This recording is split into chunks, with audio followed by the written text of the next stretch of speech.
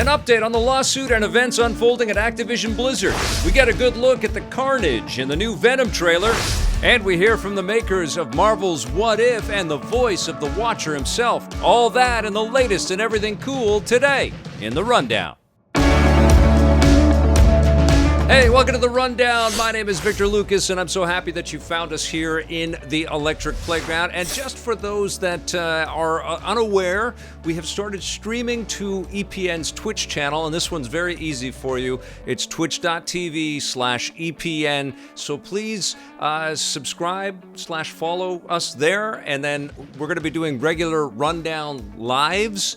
And then we'll also be playing a lot of games with the community and friends and fans of EPN. So please join us on our Twitch channel. We've got a great rundown for you today, and it is brought to you by our friends at the Gaming Stadium. They are Canada's leader in online esports tournament facilitation. They've got tournaments happening every single weekend that you don't want to miss out on. You can find out all about them at tgs.gg. Okay, today's episode is dedicated to Joe Nadeau, who had a great comment about the Black Widow controversy. Disney needs to make things right with Scarlett Johansson. That goes without saying. I just hope existing deals like this get resolved before the movie releases. As much as I like the theater experience, people should be able to watch movies the way they want to, and would hate to see less same-day streaming and at-home releases because of this. And I think that's exactly what we're going to start to see, Joe. I think that this is sort of set out warning bells across the movie industry, and deals are being ratified and changed, and the threats of lawsuits are a big deal right now.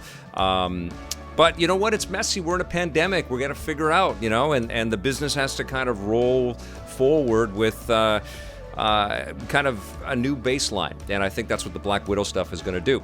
All right, we have other controversies to get into right now with the rundown. We got some big news today that Blizzard president J. Allen Brack is leaving the company. He was named, of course, in the lawsuit that the state of California has put forward towards the company. He had his own statement that he released out there, and now he is deciding to step down. He's been with Blizzard for 18 years, and that's where a bulk of the harassment complaints and the allegations have sort of existed, is in this sort of Blizzard landscape. And this is, of course, rippling throughout the entire video game industry. We're still kind of in the messy minutia of it all. There are lots of new details happening all the time. Today we heard that there is an employee group that is gathered together to kind of combat the idea of the law offices that Activision Blizzard has employed to investigate these allegations, because there's some insider information and people feeling like this law company won't do an accurate or adequate job with the responsibility that they have. And so employees are understandably up at arms, and I think they still want a lot more done. People were very conflicted about Bobby Kotick's response, and so what's happening right now is Activision Blizzard and its employees are going through the sort of messy motions of trying to find some kind of an agreement and some kind of settlement. I've said this before. I don't understand how, first of all, an executive team can run a company that offends and alienates or pisses off as many people as the executive team at Activision Blizzard has. How do they expect these people to go into work and do their best work and be creative and just sort of shut all that stuff off and continue to kind of ride this train? They have to solve this, and that's exactly what they're dealing with. So whether or not these executives at the top feel like California's lawsuit is with or without merit, people that work at Activision Blizzard are feeling incredibly wronged, and they are expressing themselves as they have every right to, and they need to have these wrongs answered in a way that is going to satisfy people and also send a signal out across the company and across the industry that Activision Blizzard is prepared to make big changes. What's unfortunate about this J. Allen Brack leaving is that he leaves without kind of taking ownership on the responsibility of what has transpired. Presumably there are still consequences to be faced, as this lawsuit moves forward, and we'll see what happens with that. And maybe he will be roped into that, but he may have done this in an effort to kind of dodge a bullet, which feels a little slimy, but of course, these are all allegations and nothing has been proven in court, and, no judgments have been brought forward and brought down. But it feels like it's the employees against management at Activision Blizzard right now, and it's really awful. Of course, they had the walkout last week. There were photographs of, the team members outside of Blizzard and Activision. Apparently, there's not a lot of work going on with at least some of the teams out there, and other executives have started to leave as well. And this is not just something that is, kind of rippling throughout the video game industry. I noticed on CNN today and other sort of mainstream outlets, it's all over the place. And this is about employees feeling like they are being heard and well treated, and that there's a sense of parity and equality within the company, and that has to manifest at Activision Blizzard for sure, but it has to be a part of every business out there, because it's not just Activision Blizzard where people feel where some employees ride the ladder quicker based on whatever than others. And certainly there's sexual discrimination and abuses happening all over the world at every company. But the spotlight is on Activision Blizzard, and they have to fix it. They have to fix it, and that's where we're at. So this is an ongoing story, and I'm sure I'm going to have a lot more to report. Let's swivel the camera and talk about something quite a bit more enjoyable. Sony dropped a new trailer for Venom, Let There Be Carnage. This is the sequel to the $850 million grossing original. And the original movie, which stars Tom Hardy, was quite a bit of fun in spite of itself. It was dumb fun, but it was enjoyable to watch the, this symbiote and the effects and the different kinds of gruesome attacks that it could... not just in terms of it feeling nasty and bloody, but just the oozy kind of quality of the character itself. It was fun to kind of get lost in it. Well, guess what? With Venom 2, we know that Eddie Brock and Venom are going to be joined by Carnage. And Carnage is portrayed by Woody Harrelson, but he is imbuing himself with the powers, these symbiotic powers, but he is a serial killer. And he is an incredibly strong opponent to Venom. Eddie Brock is trying his best, as we see in this trailer, to kind of control Venom within himself and to not just eat everybody willy-nilly. And when he finds out that Cletus Cassidy has been imbued with the symbiotic powers and becomes this murderous monster, he feels great responsibility to get in there and take him out. And so he makes a deal with Venom to kind of... try to take down Carnage. So we're going to see some pretty epic battles, but we see that Carnage is just brutal. Like, he is just ruthless, true to the spirit of the individual that houses this alien creation within him. He will kill without hesitation. So it's going to be quite... I think it's going to be quite action-packed. I think there's going to be some really incredible effects. I think that the first film's success might have been a little bit of a surprise for Sony, but since then, of course, Spider-Man has become so much more central and important to the studio, and this is a massive investment. You can see it in this trailer. They're spending serious dollars to make this thing look really, really cool. And now I think the big question is going to become, are we going to see Woody Harrelson and Tom Hardy and Tom Holland all on screen together? Maybe not in this movie, but maybe this is going to set up some kind of continuation and some more MCU, at least multiverse type threading in here. But this looks really fun. I mean, it looks insane. We also get introduced to a new villain in the Spider-Verse, Shriek. I don't know much about her. I played a lot of the Maximum Carnage video game, and I remember Shriek being in there.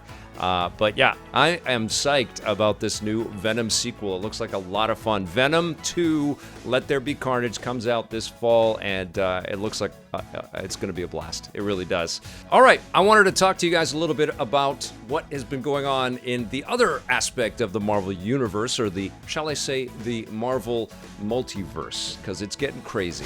Marvel's What If premieres on August 11th. This is Marvel's take on the What If comic books that came out, I think, in the 1970s, and it's allowing Marvel creators to have some really, really good fun, kind of re-engineering some of the plots and some of the characters and stuff that's going on in this universe. Everything we have learned, everything that's in Marvel's What If is canon, and it's all connected to the MCU. And Marvel and Disney actually gave me a pretty cool opportunity to speak with some of the creators. Here is AC Bradley and Brian Andrews. What is What If? How about you explain this concept to our viewers? What If is basically a Marvel comic that was in the 70s. They did this their version of the Twilight Zone, for those of you who are familiar with that epic TV show.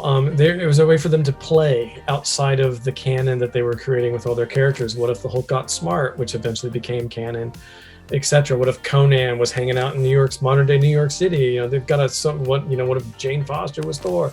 There's so many that they did. So that was the starting point, and Brad Winderbaum was talking with Kevin, I guess, and Brad wanted to do something in animation, and he thought like this would be a great way to do it and spin it off the cinematic universe, not necessarily spin it off the comics that had been done already.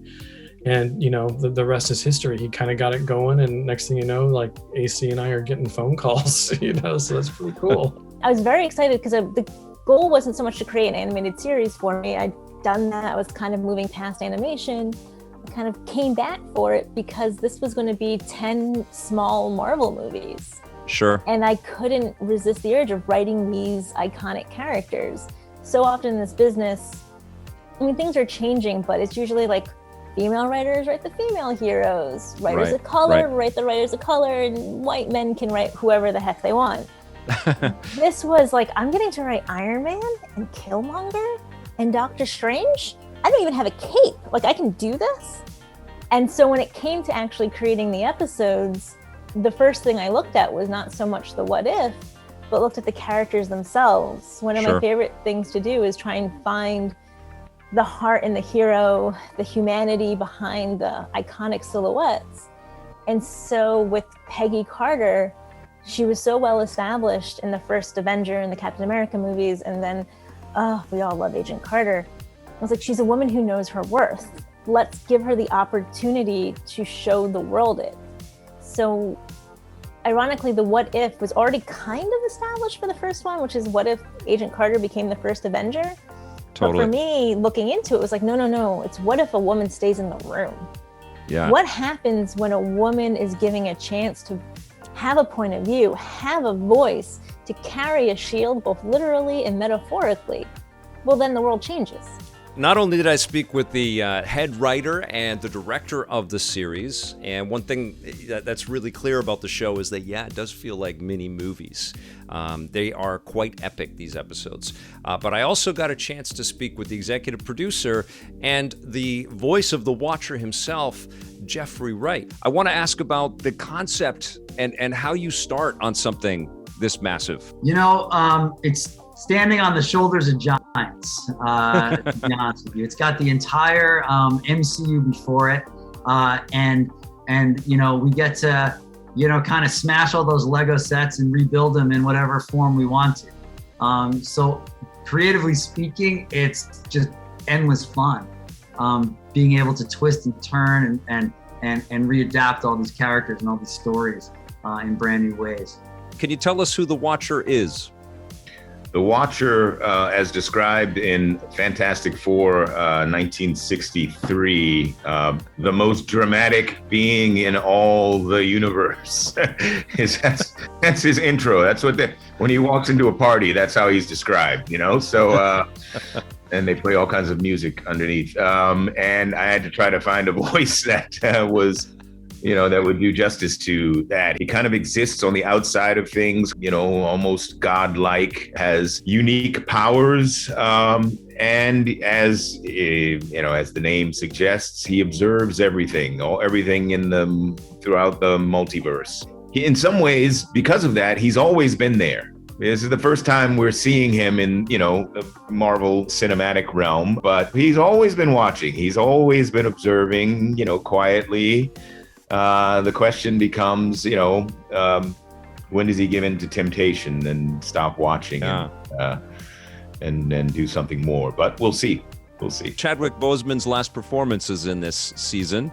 Talk to me a little bit about bringing him aboard, but also working with all of the MCU actors, or many of them, to reprise their roles. Working with Chad was such a privilege. He really dug in on these characters. He plays multiple versions of T'Challa as the series progresses, and with each one, I think he's a guy that leaves it all on the field. I think he's just an artistic force, and really treated everything like, with the same gravity that he brings to every performance. And it's such an honor for him to bring that to What If.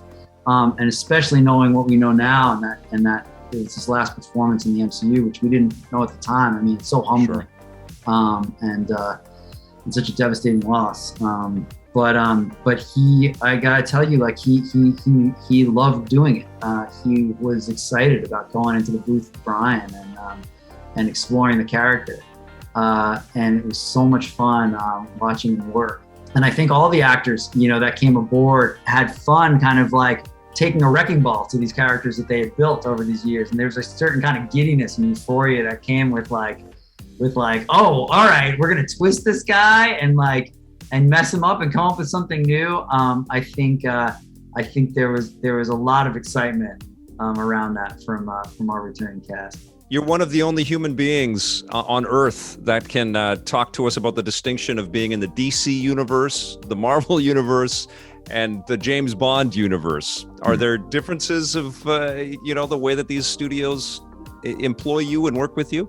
Well, interesting, like with the DC stuff, with the Batman stuff and the Bond stuff, there's actually a lot of overlap with those in terms of crew. We filmed Batman in London. We filmed some of the Bond in London.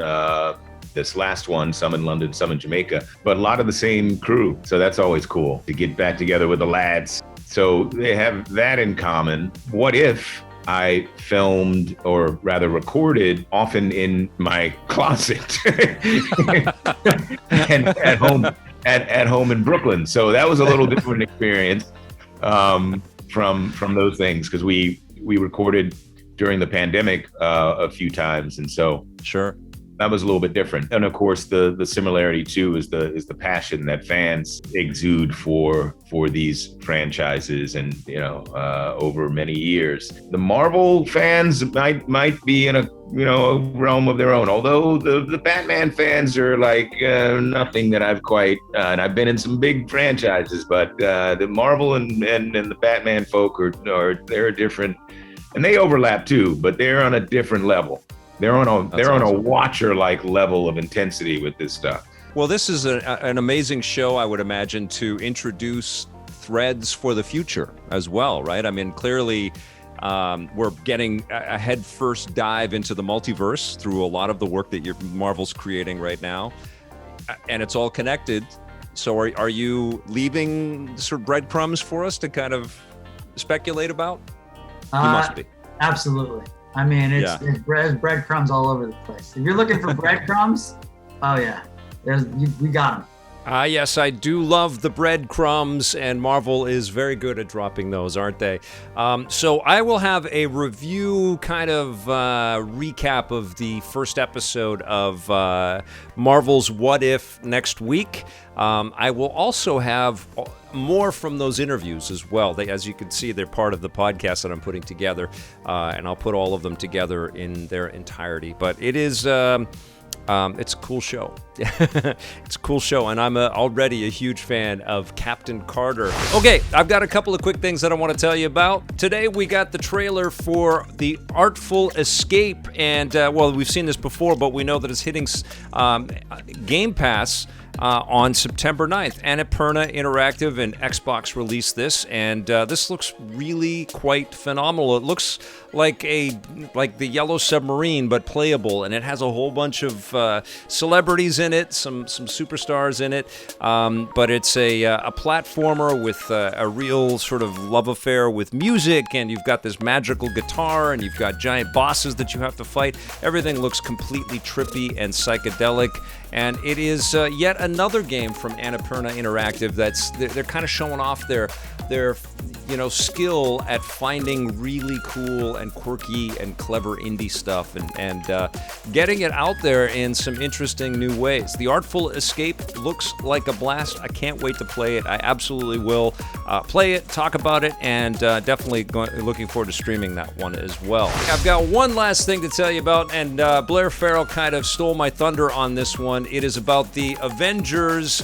They released a new trailer today talking about this is a perfect time to jump in. Of course, we've got the War for Wakanda. Black Panther is playable in the Avengers very soon. I think the 17th of August. Can't keep all my dates straight. There's so many things happening right now. This is supposed to be a mellow month, but it's coming up very quickly. There's like 25 hours of single-player content now with the Black Panther stuff in there. Tons of villains to take on. I've enjoyed every single-player minute that I've spent in this, but then when I've wanted to go back and like retry missions or go into the training modes and things like that, I've just found myself kind of numbed by how much repetition is in the game. But it is, unequivocally good looking.